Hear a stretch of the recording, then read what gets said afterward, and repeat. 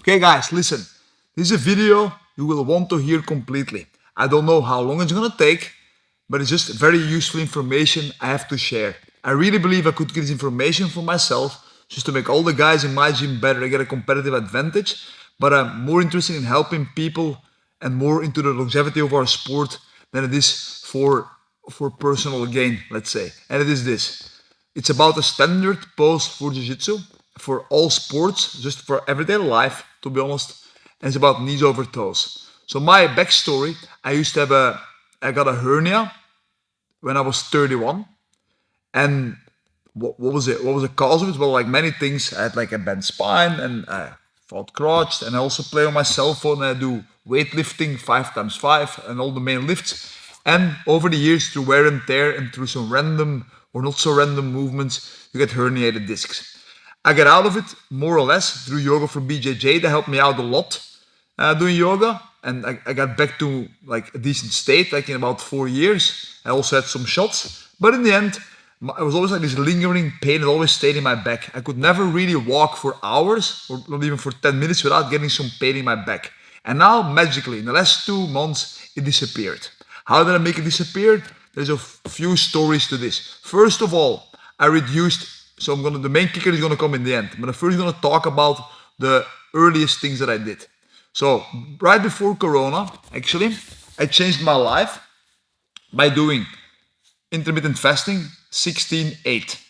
So 16 hours of eating, 6 hours of fasting, 8 hours of eating.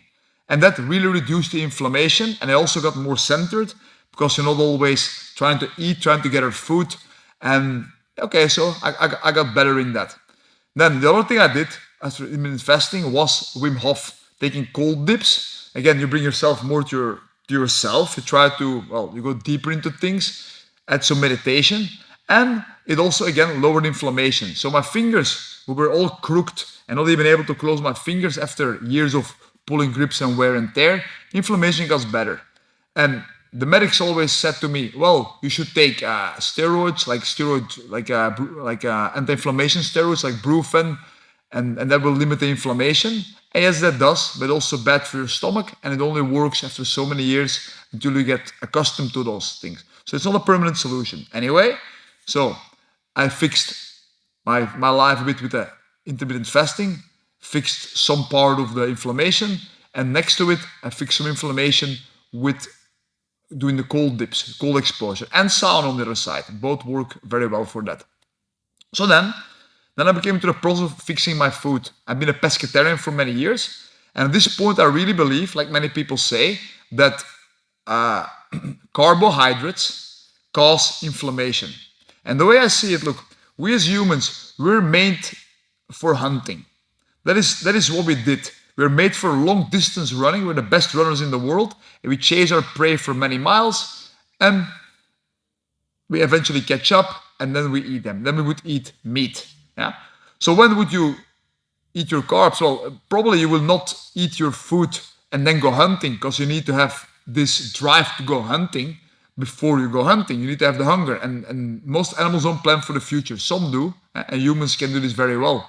So the way I see it, we're probably meant to do long distance running. And when would you eat your carbs? Well, during the run, you will grab some berries right before you have to perform the sports, put some berries in your mouth, and then you start going. So interestingly, recently what I started doing, I only eat fruits, avocado, cheese, salmon, fish, because I'm pescatarian.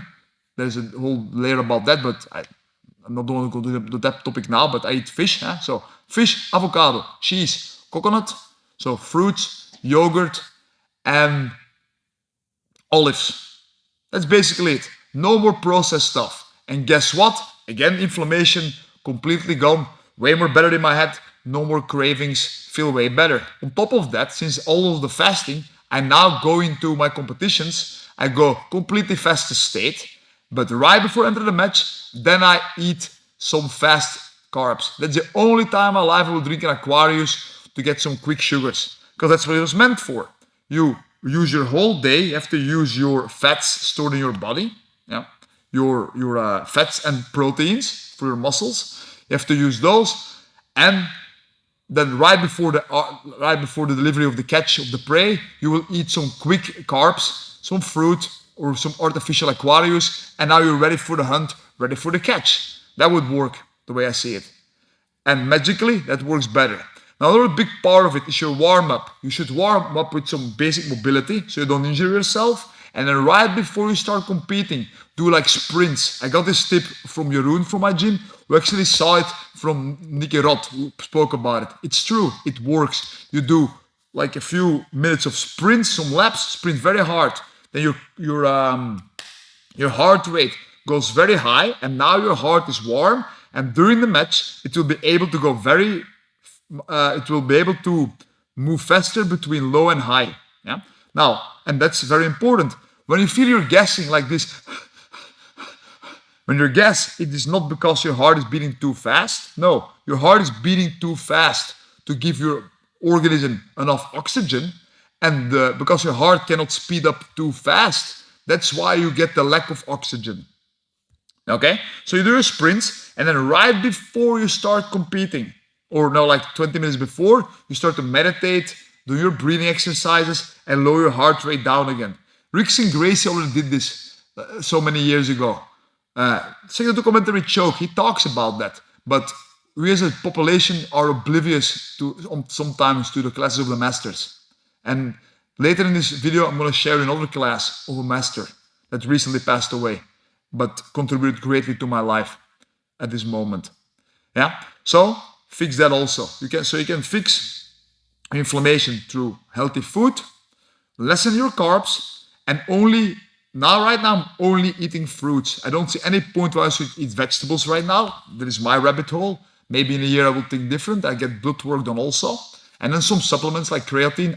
One thing I do, that is a vegetable, I guess. I do drink, what's the name? Beetroot juice. Because beetroot juice increases your nitrate in your blood. That dilates your vessels, you get more oxygen intake. And I do eat some ginger also.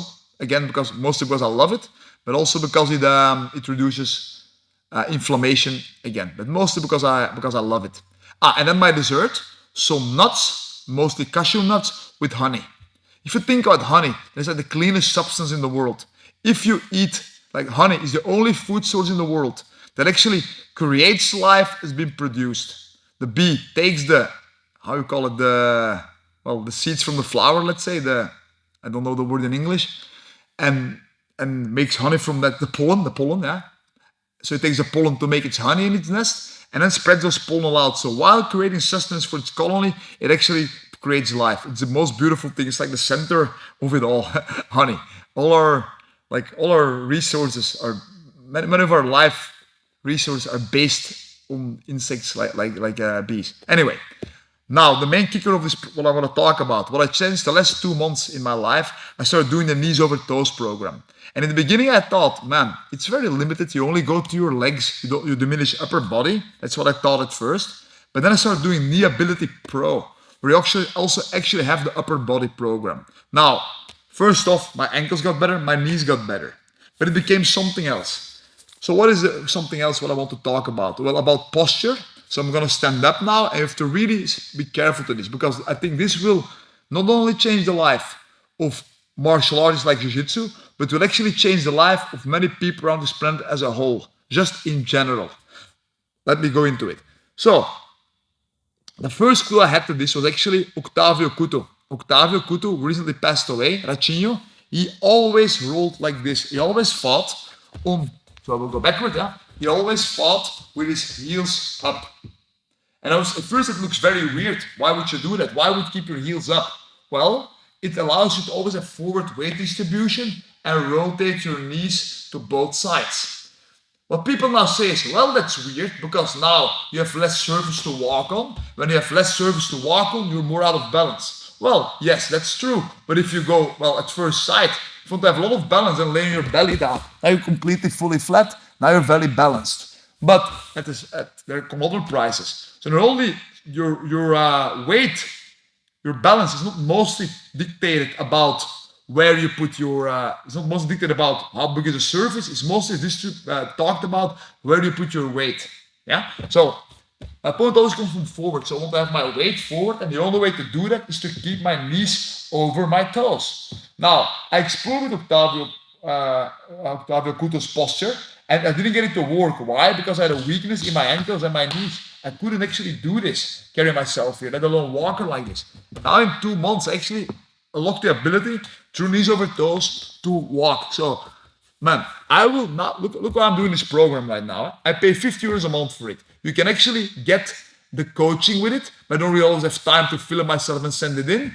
But before, I used to pay about let's say 200 euros to massages, needling, kinesis, and I still like those things very much, but I used to pay 200 euros a month to those things, and now I pay 50 euros a month. I will gladly pay Ben Patrick from Knees Over Toes 50 euros, 600 euros a year for the rest of my life, just out of gratitude for what they did to me. I'm recommending it to all of my friends. I'm even telling them, hey, I'll pay the app for you because it will make your life better. Now, how will it make your fighting better? Look, well, your balance is not only about where do you put your weight, it's also about mobility. So if something pushes forward, I can actually stop that by rotating in.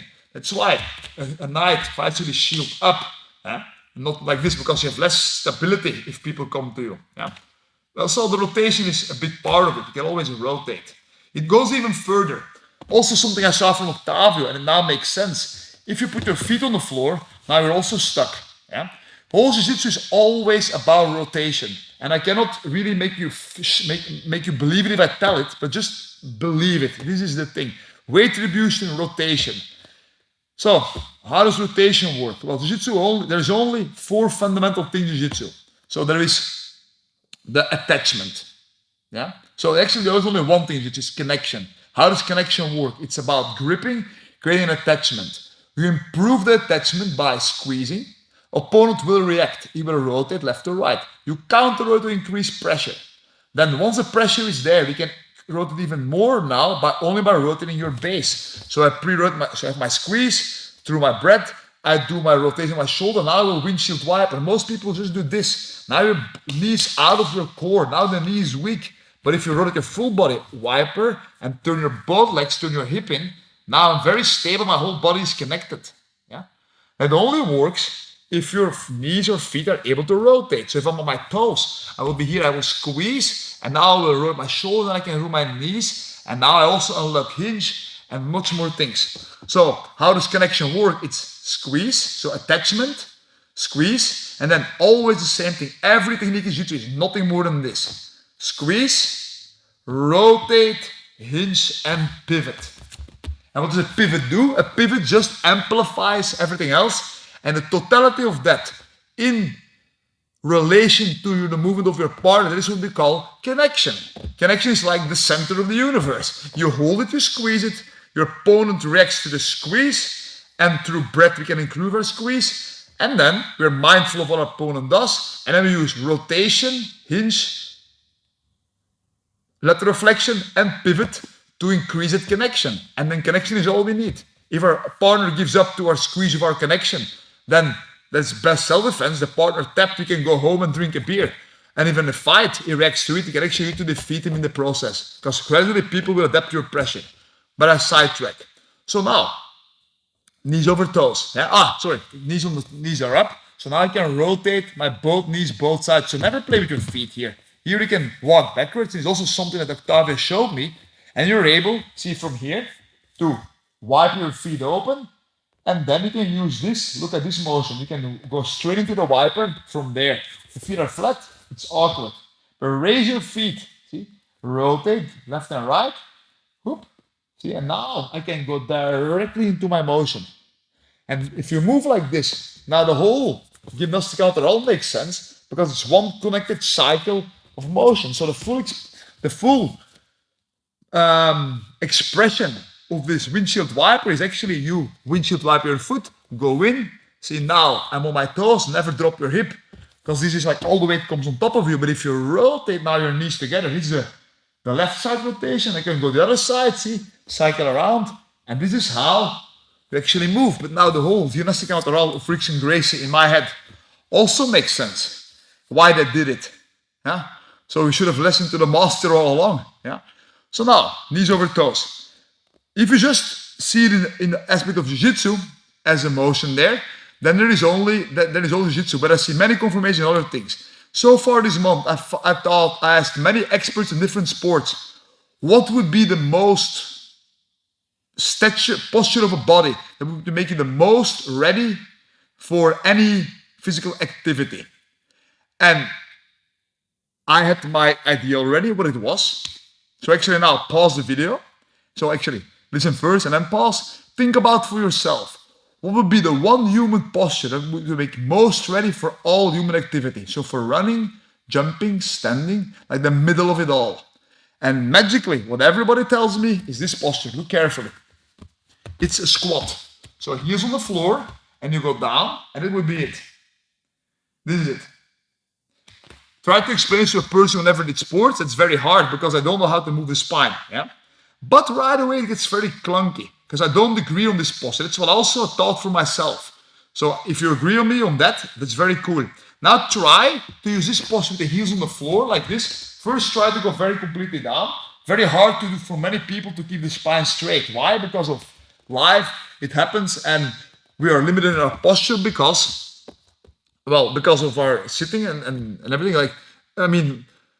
Like if you see Musumeci, for example, he fights with the heels on the floor because super flexible ankles. This is not accessible anymore for most people in this day and age. Yeah? And then when you want to go deeper, the heels on the floor, your spine is to bend, and this is a very hard exercise to push in.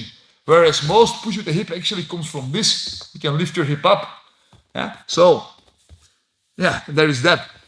So now, think about this. You stand on your heels, and now from here, people can push you over right away because the weight distribution is backwards. You can lean forward, I guess, but then the heels already come up. So it's knees over toes. Now try to run with your heels on the floor. You cannot because you have to shift your weight forward.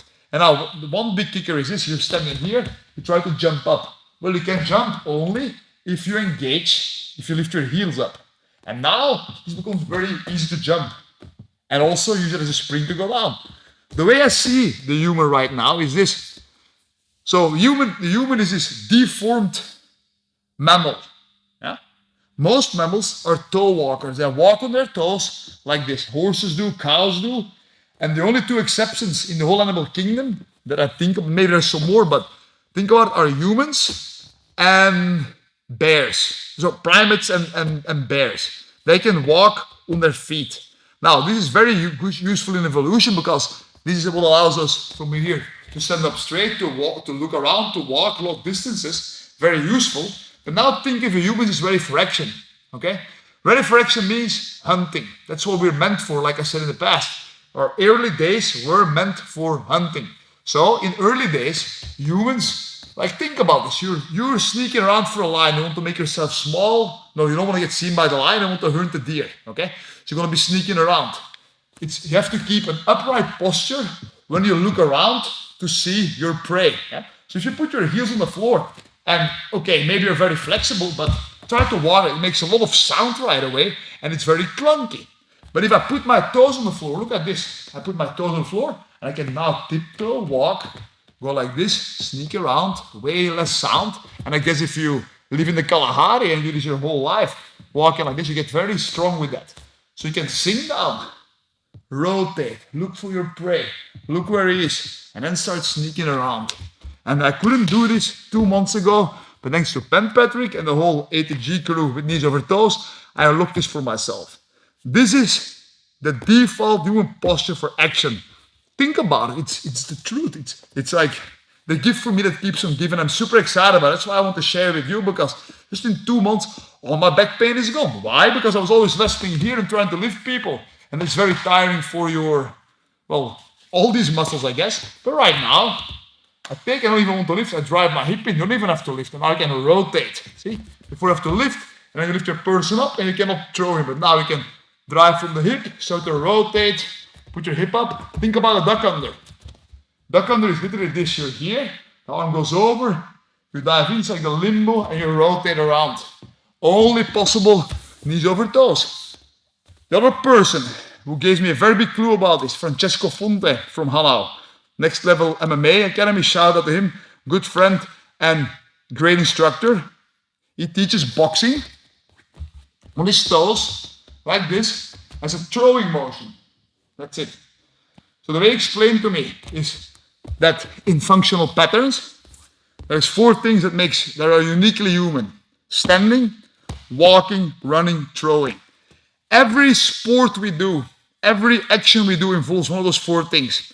What are the standard sports? Well, for me, it's something with a body alone. So running is one there, climbing is one, and throwing. Throwing is actually what made us what we are.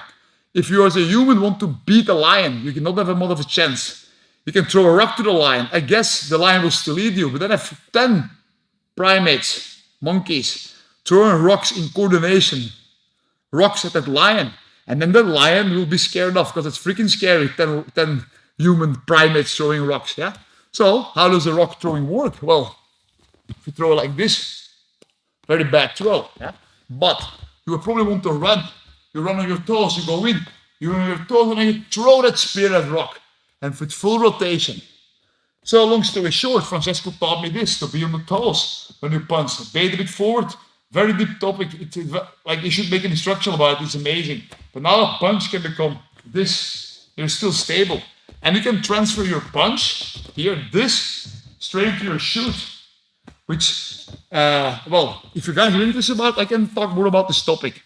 So guys, please do this. Please start practicing knees over toes. Right now, I started capoeira again after many years with Rita Sestafiera in our academy. And now I'm trying to discuss with her and convince her that even Jingas will be played on toes. So let's talk about it, Rita. I hope you're listening. If you make cucurrinha, for example, and you're here, I think it's called cucurrinha, heels on the butt, not accessible for everyone, and you get pushed over, but you're here.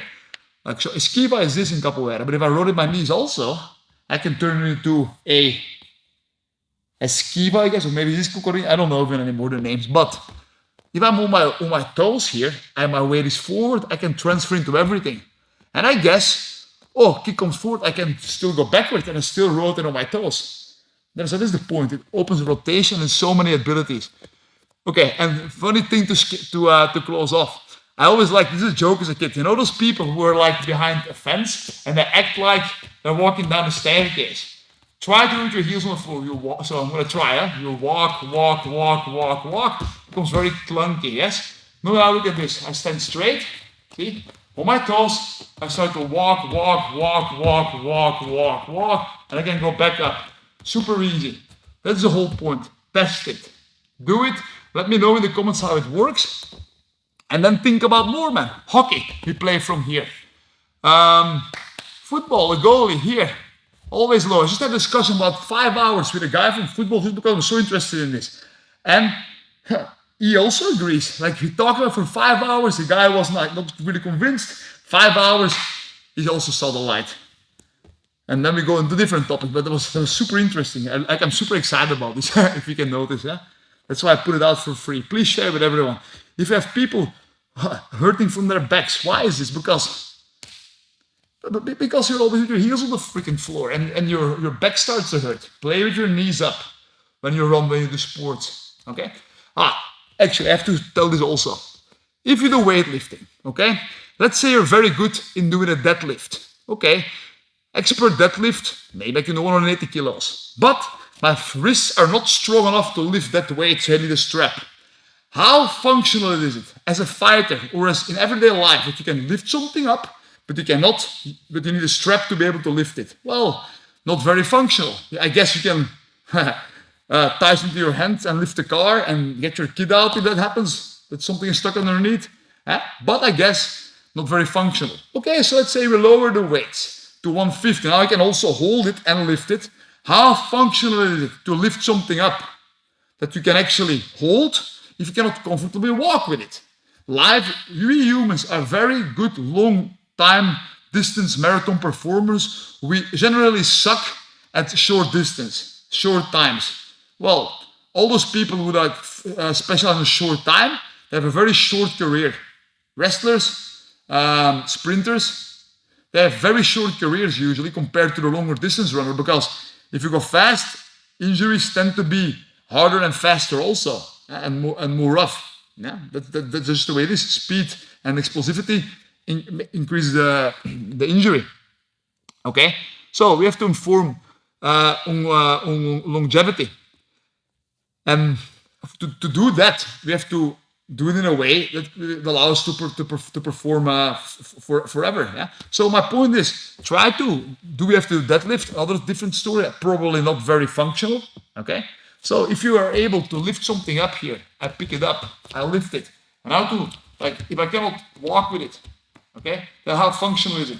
Okay, you're playing jiu-jitsu. You have the guy double under, you lift him up. But now you cannot walk him or not move him around. So what is the point of your 180 kilo deadlift? Better get better in maybe I weigh 75 kilos, 77. So maybe I should be able to, okay, let's do a bit more. Let's say I'm going to be able to deadlift 90 kilos if I need to deadlift. And then try to be functional with that 90 kilos, walking around. Way better. So why is my back better now? Is it I stopped drinking Red Bull, soda, all processed stuff, pasta. I used to eat pasta every day. Threw it all out the window, all gone. Magically, no more inflammation. Okay, cold dips, is it that? Probably a bit of cold dips. What else can it be? I do intermittent fasting, probably that. Or maybe it's Ben Patrick with ATG, who knows?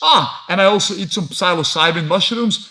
Every so many months, a big dose, and then every month, a few months, some small doses. And my mind is also better. So what is it? Probably everything else, and maybe nothing at all, who knows? But it works better. So man, I'm gonna keep exploring this, all these different directions. And I really feel lately that different stuff starts to connect in different ways in my life. Yeah. And what I heard when I heard a podcast of Ben Patrick, he says that when he discovered his method, that his coaches and the study book did not agree with it. Well, that makes sense because studies happen on, let's say, okay, a group of 1,000 people, or maybe 10,000. How many years are those studies going to follow that group? Okay, maybe a year, maybe 10 years. Good. How many of those people, the more broad you're going to do the study, the less precise you can follow all those people and account for all different variables. I can even account for all the variables in my own life, let alone if it's part of your profession to follow like 1,000 people. And then what is the study significant? Who actually knows? Yeah? The only thing I know, the only research that I genuinely trust is research I do on my own body. So, and sometimes I make mistakes. Yes, and that's what makes it improve. You have to make mistakes. Now, don't make the mistakes that kill you, because if you fall from the Mount Everest without ropes, that is your final mistake. But small, deliberate, slow mistakes that actually don't damage you, or sometimes damage you, because I have damage, but it overall made me a better person, I guess, better coach, better in general, yeah, because I survived those mistakes, yeah, and that's how we improve. When I teach my classes, I only do exactly what I do, and I teach it that way. And sometimes my class is boring, and sometimes it's super exciting. But guess what? That is life. Sometimes, okay, I can keep talking. I'm excited today. Yeah? But when you teach, don't be a robot. Don't have like a strict curriculum, letter A, B, C, D, E, F. You create robots, and that is not fun. Yeah, have to let people make their mistakes and let them explore it.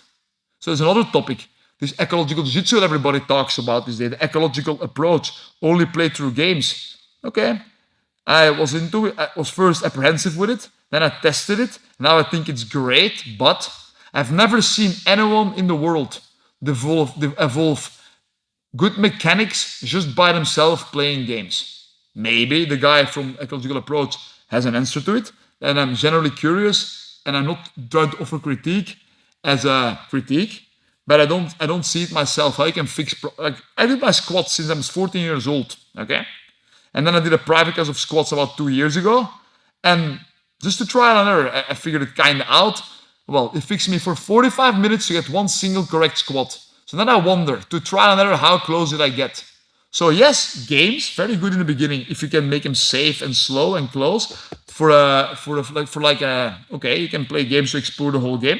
But then at some point you have to add those mechanics to add more strength and more direction and decisiveness to the game of randomness and to make it generally more safer.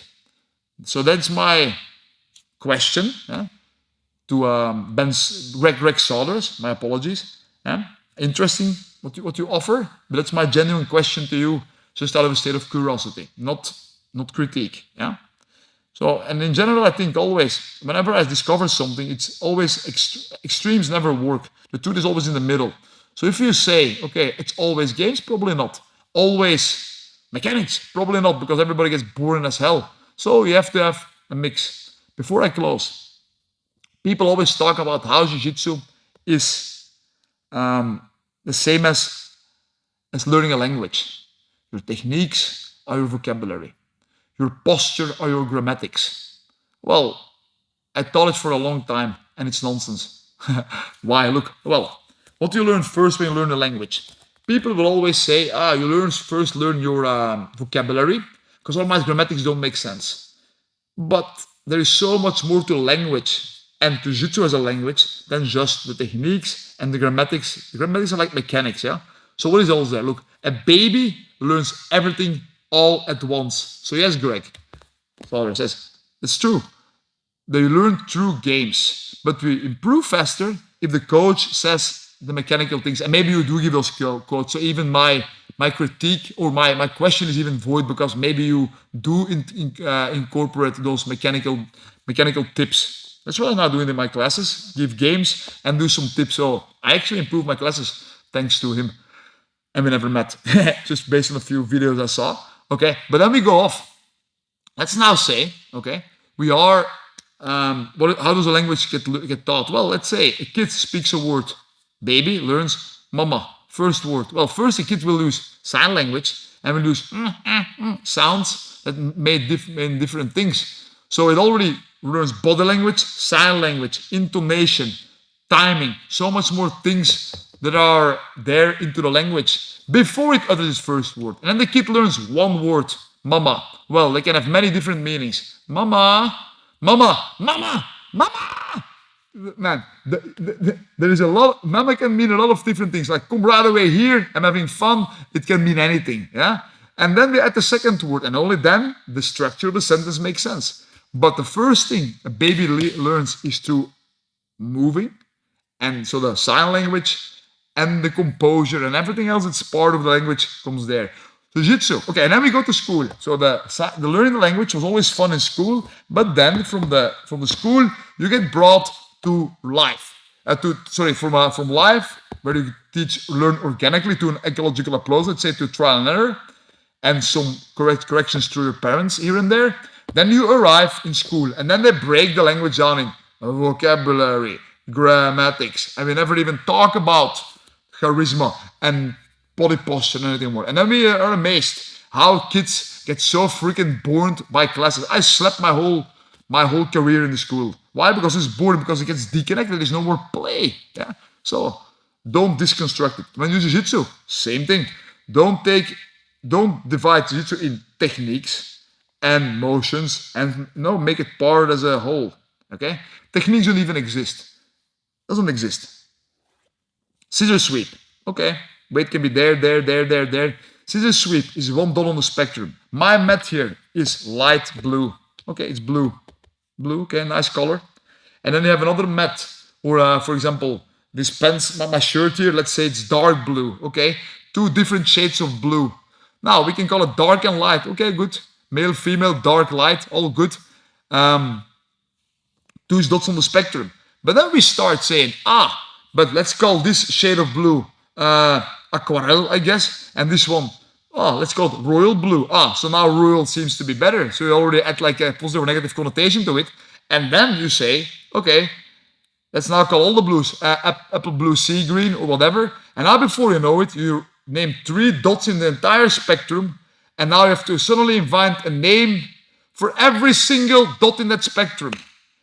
And I don't want to utter it on the video right now because I can get banned for that, I guess. But guess what else right now happens to be a spectrum? Well, I guess I agree on every spectrum. There are a limited, like a big spectrum between all extremes. But the question is, should we name every single dot on the spectrum, or should we just leave diversity and appreciate it for what it is? Yeah?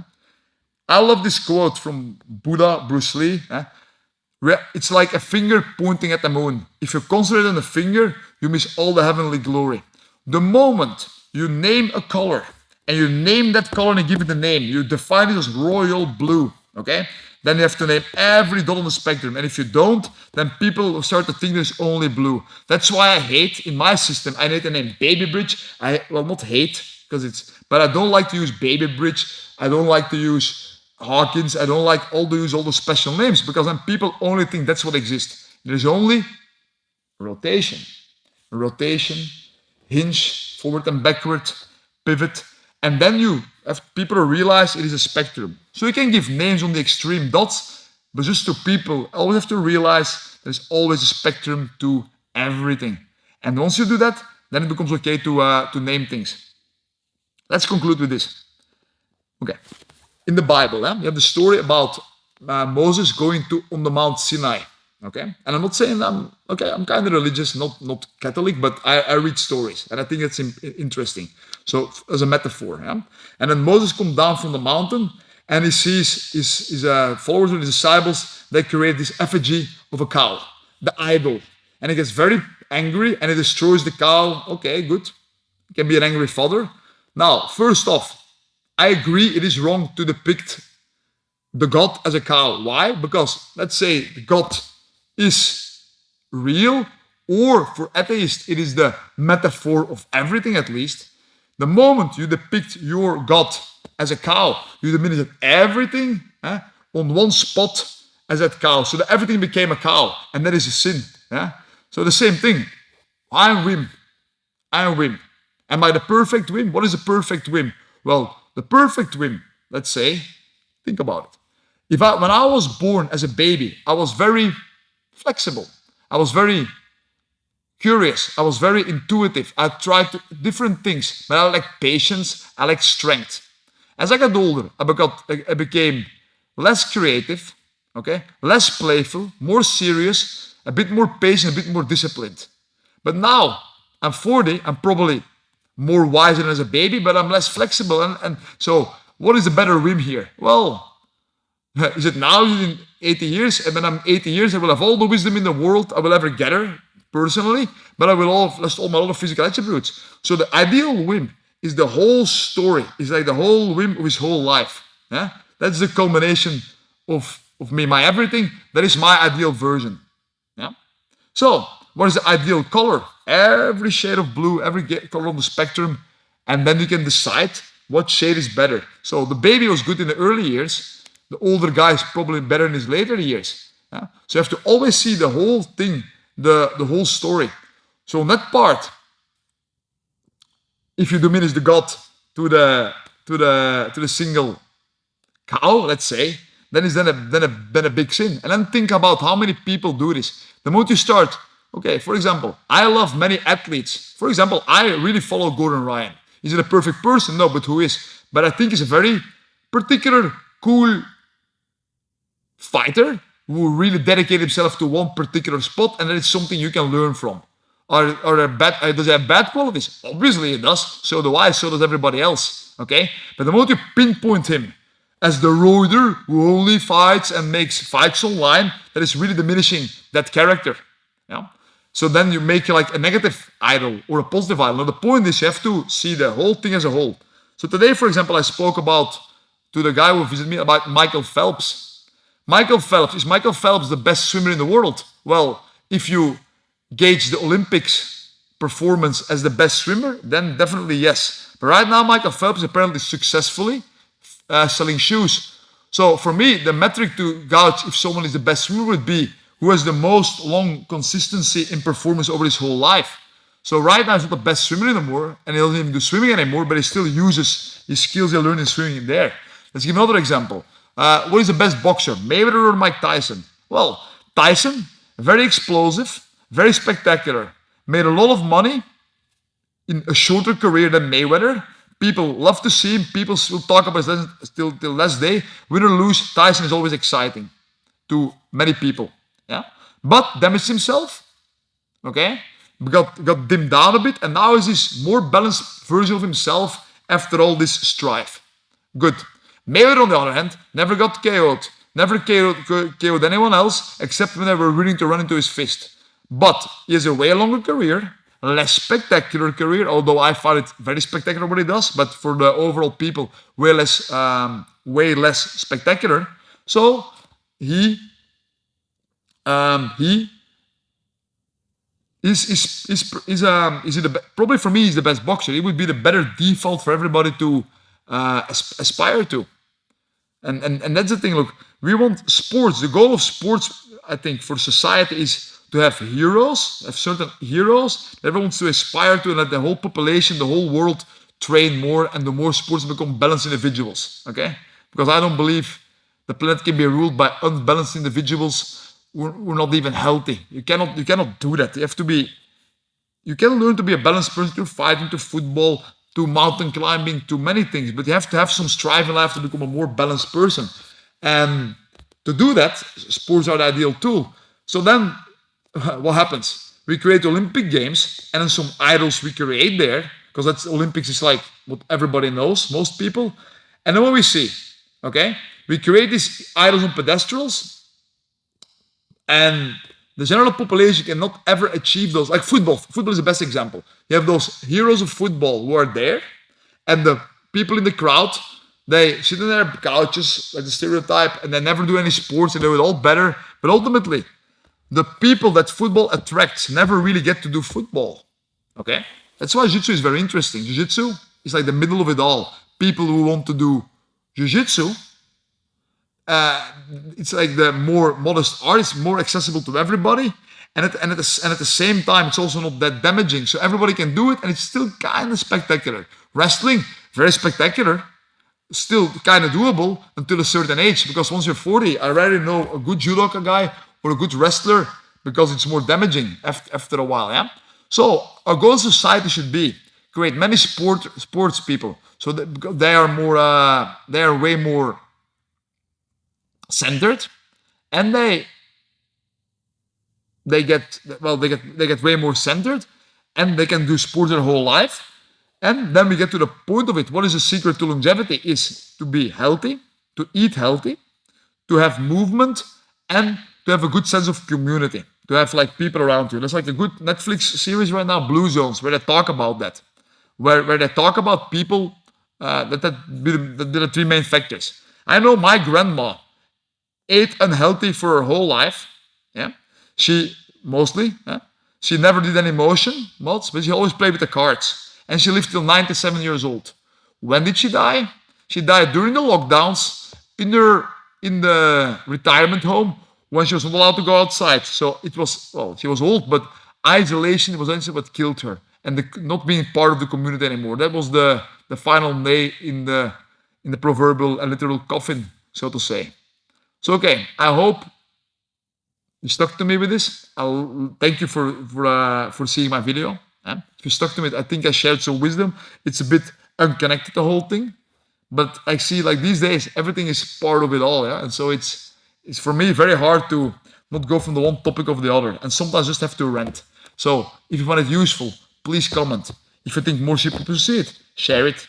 If you want to reach out, please talk to me, even in private, like one-on-one. We can have a chat. I can learn from everybody, and I can teach something to everybody, I think. So thanks a lot.